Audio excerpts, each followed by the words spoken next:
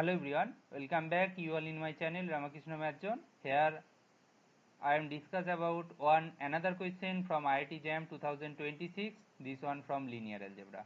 See here question is given that M जो कि 3 cos 3 matrix with real entries right, and M के बारे में क्या बोला गया है? M के बारे में बोला गया है M of some vector equal to another vector like this. Okay यहाँ पे हम कुछ कंसीडर कर लेते हैं, कुछ नाम दे देते हैं. ये V1 है, ये V2 है और ये V3 है. ठीक है, और ये W1 है, ये W2 है और ये क्या है W3 है. ठीक है, चलेगा.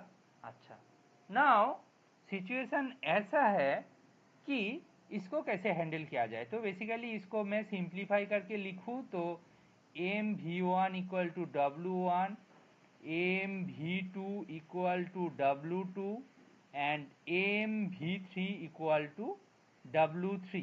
ठीक है, ऐसा हो गया. नाउ आप यहाँ पे ऑब्जर्व करके देखो क्या पूछा गया है क्वेश्चन में ना. डिटर्मिनेंट ऑफ एम के बारे में पूछा गया है. अच्छा, एक चीज तो सही है कि हम इसको ऐसे नहीं लिख सकते क्या, M of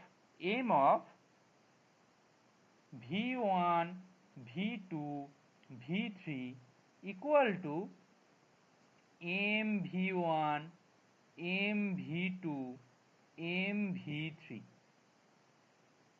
that is equal to W1 W2 W3. ठीक है ना. अच्छा, इसका नाम मैं ए दे दिया, इसका नाम मैं बी दे दिया, तो यहाँ से ये नहीं बोल सकते क्या, यहाँ से बोल सकते हैं ना M A equal to B.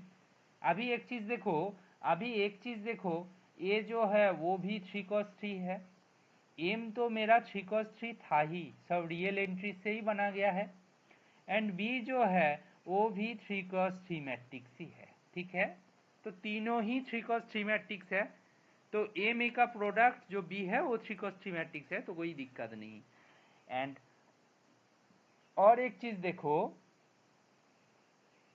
ये जो V1 V2 V3 है ना, ये क्या है पता है, ये लीनियरली इंडिपेंडेंट है. क्लियरली दिख रहा है और दिखना चाहिए. लीनियर ट्रांसफॉर्मेशन का जो प्रॉपर्टीज दिया हुआ है ना मैट्रिक्स के बारे में, एम के बारे में जो प्रॉपर्टीज दिया है वो बेसिकली R3 का बेसिस के ऊपर बनाया गया है. मतलब V1 V2 V3 एक सेट ऑफ बेसिस है. मैं बोल रहा हूँ, फिर से रिपीट कर रहा हूँ, V1 V2 V3 एक set of basis of R3, मतलब R3 का एक बेसिस होगा, तो there exist some W1 W2 W3 मिलेगा. फिर से try to understood, there exist W1 W2 W3 मिलेगा such that M of V1 equal to W1, M of V2 equal to W2, M of V3 equal to W3.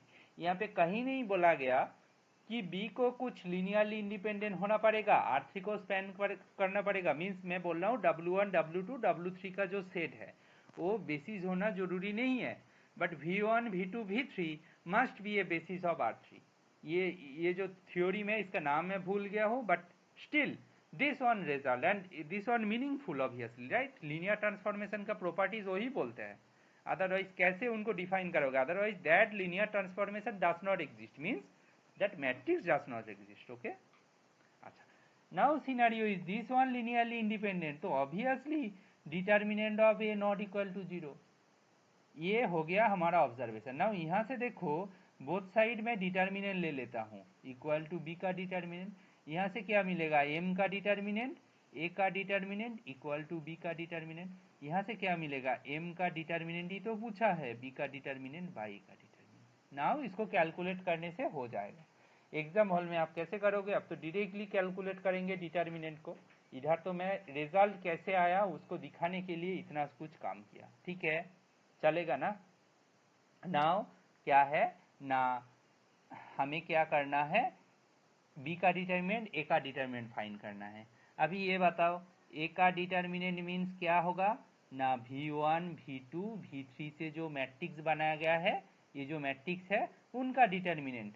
अभी ये बताओ V1 कौन है ना, V1 है हमारा √15 √15 0, और ये मुझे याद है ये -√15 √15 0। अच्छा, मिडिल वाला जो V2 है वो देखना पड़ेगा हमें, वो शायद √30 कुछ था, हाँ 0 0 √30, तो वो हो गया 0 0 √30। मैं देन क्या करूँगा पता है, मैं करूँगा ये वाला काम कि थर्ड रो की रेस्पेक्ट में हम लोग एक्सपांड कर देंगे, तो 0 -√3 से क्या हो जाएगा √15 √15 -√15, और ये √15 हो जाएगा। तो इसको कैलकुलेट करोगे और ये क्या हो जाएगा, स्टिल 0 हो जाएगा, ठीक है, +0 हो जाएगा। डिटर्मिनेंट कुछ भी हो जाए क्योंकि कोएफिशिएंट मेरा 0 है तो 0 ही आ जाएगा, राइट। तो यहाँ से होगा -√3 से यहाँ पे होगा 15 + 15, तो ये हो जाएगा -30, सॉरी ये 3 नहीं था, ये 30 था, वही बात कर रहा हूँ दिखने में, ठीक है, ऐसा आ जाएगा, ठीक है। ये आ गया मेरा स्टार इक्वेशन, मतलब डिटर्मिनेंट ऑफ ए आ गया। नाउ डिटर्मिनेंट ऑफ बी क्या होगा बताओ। डिटर्मिनेंट ऑफ बी होगा W1 W2 W3 को कॉलम बना के जो मैट्रिक्स मिला था उनका डिटर्मिनेंट, राइट, उनका डिटर्मिनेंट। तो अभी ये बताओ W1 क्या है। W1 मेरा क्या है, √3 √2 -5।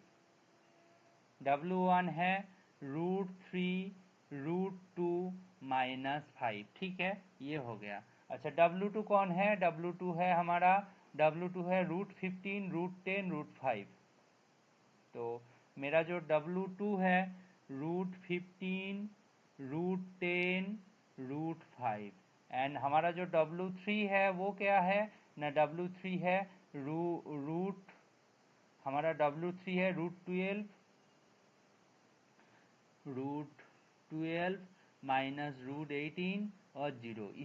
इसी के ऊपर काम करना है, तो हम फर्स्ट रो के ऊपर ही एक्सपेंड कर देंगे तो क्या होगा, √5 क्रॉस 18 हो जाएगा, ये 0 प्लस, राइट, 5 + 18 हो जाएगा, प्लस √15 से क्या होगा ना, √15 से होगा 5 √18 -0 हो जाएगा, प्लस √12 से क्या होगा ना, √10 + 5 √10 हो जाएगा, ऐसा सिनेरियो बनेगा। तो यहाँ से आप देखोगे तो ये क्या हो जाएगी, 3 × 6 मीन्स 3 बाहर आ जाएगा, √30 हो जाएगा, प्लस ये क्या हो जाएगा, ये 3 मतलब 15, ये 15 बाहर आ जाएगा, अंदर में 30 रहेगा, और ये क्या होगा, ये भी प्लस है, ये 6 है और 6 12 हो जाएगा, 12 √30 हो जाएगा, तो ये बेसिकली हो जाएगा 30 √30, ठीक है।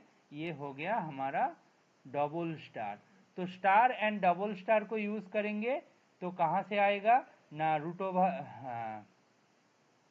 डिटर्मिनेंट ऑफ एम का वैल्यू चाहिए।